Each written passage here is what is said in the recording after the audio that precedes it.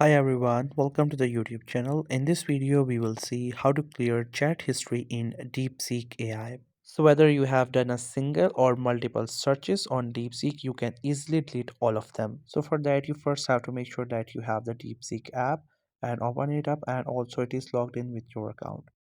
So this is your home page where we do all the searches. On the left side, we have two lines. We just have to click onto it and then you will see all of your searches. If you want to delete any one of these, you just have to simply hold on to it and then click on delete, and after that again click on delete. But if you want to do it with multiple ones, it will take a while. So for that, you have to click onto your name, which is written at the bottom. Then from these options, you have to click on this second last option, which is delete all chats. Once you tap onto it, you have to click on confirm delete, and after that, your all the chats will get deleted.